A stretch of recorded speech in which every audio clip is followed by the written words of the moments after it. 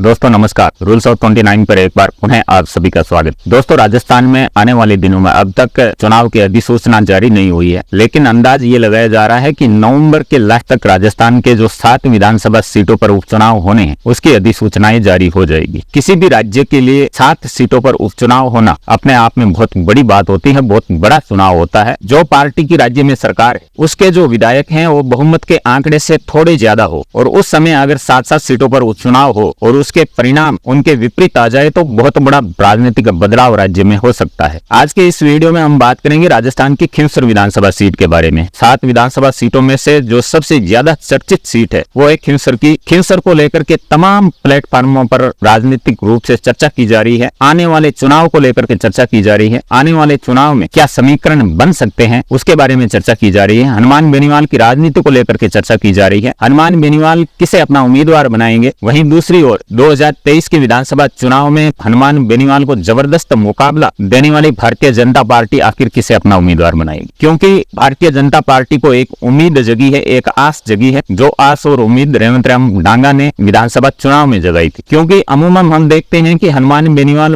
बड़े मार्जिन से 2008 के बाद में विधानसभा चुनाव जीतते आए हैं, लेकिन 2023 का एकमात्र ऐसा विधानसभा चुनाव था जिसमें हनुमान बेनीवाल बड़ी मुश्किल से वो चुनाव जीत पाए थे। मार्जिन केवल 2000 तक आकर के सीमित हो गया था। उसके बाद में भारतीय जनता पार्टी को ये उम्मीद जगी, ये आस जगी कि हो सकता है कि जीत के बहुत नजदीक पहुंच चुके हैं। आने वाले चुनाव में यानी कि जो उपचुनाव होने जा रहा है, खींवसर विधानसभा सीट अस्तित्व में आने के बाद में दूसरी बार उपचुनाव होने जा रहा है। पहली बार उपचुनाव 2019 में हुए थे जब हनुमान बेनीवाल एनडीए के सहयोगी थे। इस बार हनुमान बेनीवाल इंडिया गठबंधन के सहयोगी हैं और बहुत जल्द उपचुनाव होंगे। लोग ये कयास लगा रहे हैं कि आखिर हनुमान बेनीवाल इस बार आरएलपी से उम्मीदवार किसे बनाएंगे, क्योंकि 2019 में हनुमान बेनीवाल ने अपने छोटे भाई को उम्मीदवार बना करके भेजा था। हनुमान बेनीवाल का मीडिया में एक बयान भी वायरल हो रहा है। वो कह रहे हैं कि उम्मीदवार बनाने को किसी को ही बना सकते हैं, लेकिन जीतने के बाद में वो भाग जाते हैं, हमारे साथ आकर के नेता बनते हैं, जैसे ही थोड़ी पहचान हो जाती है हमें छोड़ करके भाग जाते हैं। ये जो दर्द था हनुमान बेनीवाल का, ये मीडिया के जरिए लोगों के सामने आया। अब हम अगर भारतीय जनता पार्टी की बात करें तो भारतीय जनता पार्टी के उम्मीदवार थे 2023 में रेवंत राम डांगा, जो कभी हनुमान बेनीवाल के अच्छे सहयोगी के तौर पर इनकी गिनती होती थी, जाने जाते थे। लेकिन 23 के विधानसभा चुनाव से थोड़े दिन पहले ये भाजपा ज्वाइन कर लेते हैं और एक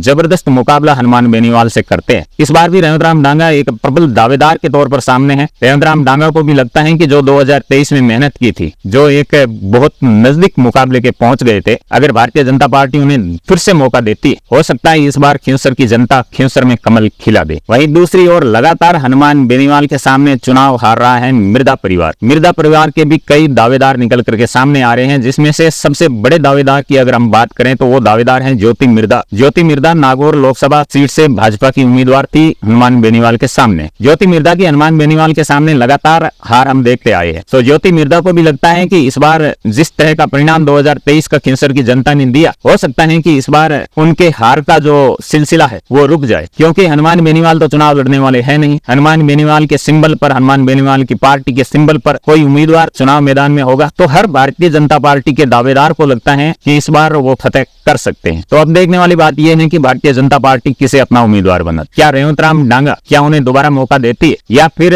ज्योति मिर्धा के तौर पर हनुमान बेनीवाल के सामने वही पुराना कैंडिडेट जिन दोनों के बीच में लगातार मुकाबले हम देखते आए हैं उन्हें मौका देती है, या फिर रिसवाल मिर्धा को मौका देती है। यानी कि भारतीय जनता पार्टी के कई दावेदार सामने आ रहे हैं और भारतीय जनता पार्टी को भी कहीं न कहीं लग रहा है कि शायद इस बार खींवसर की जनता खींवसर में कमल खिला दे। इस उपचुनाव में खींवसर की जनता क्या हनुमान बेनीवाल की पार्टी आरएलपी का साथ देगी या फिर भारतीय जनता पार्टी के किसी उम्मीदवार का सहयोग करेगी, क्योंकि जिस तरह का सहयोग 23 में किया था वो अपने आप में हनुमान बेनीवाल के लिए बहुत बड़ी बात थी। उन चुनावों को लेकर के हनुमान बेनीवाल भी कई बार बात कर चुके, उन परिणामों को लेकर भी हनुमान बेनीवाल कई बार मीडिया के सामने अपनी बात रख चुके हैं। हनुमान बेनीवाल का मानना है कि इस बार के चुनाव परिणाम में खींवसर की जनता ऐसा सबक सामने प्रतिद्वंदी को सिखाएगी कि आने वाले कई सालों तक वो सामने चुनाव लड़ने की हिम्मत नहीं जुटा पाएंगे। अब ये हनुमान बेनीवाल दावा किस बेस पर करते हैं, किस विश्वास पर करते हैं, क्योंकि 23 के विधानसभा चुनाव के बाद में लोकसभा का चुनाव हुआ था। खींवसर विधानसभा सीट से लोकसभा चुनाव की अगर हम बात करें तो हनुमान बेनीवाल ने अच्छी लीड ली थी। क्या उस लीड के आधार पर हनुमान बेनीवाल दावा कर रहे हैं या फिर उनका कोई अलग सोर्स से हो सकता है हनुमान बेनीवाल ने अपनी ओर से कोई सर्वे करवाया हो, उसके आधार पर दावा कर रहे हो। लेकिन कुछ भी हो, 7 विधानसभा सीटों पर जो राजस्थान में उपचुनाव होंगे, सबसे हॉट सीट अगर किसी सीट को माना जा रहा है तो है नागौर की खींवसर सीट। खींवसर के ऊपर पूरे देश भर के मीडिया की नजर है, खींवसर के ऊपर पूरे देश भर के राजनीतिज्ञों की नजर है, जो राजनीति को करीब से जानते हैं, करीब से समझते हैं, करीब से राजनीति का विश्लेषण करते हैं, उनकी नजर है। और खींवसर चुनाव को लेकर के, उपचुनाव को लेकर के अभी से विश्लेषण शुरू हो चुके हैं। खींवसर की जनता किसे अपना विधायक चुनती है, यह अपने आप में खींवसर के लोगों के लिए भी बड़ी चुनौती होगी। दोस्तों, आपने अपना कीमती समय दिया, उसके लिए बहुत बहुत आभार। अपना ख्याल रखते हुए हमसे जुड़े रहिएगा। धन्यवाद।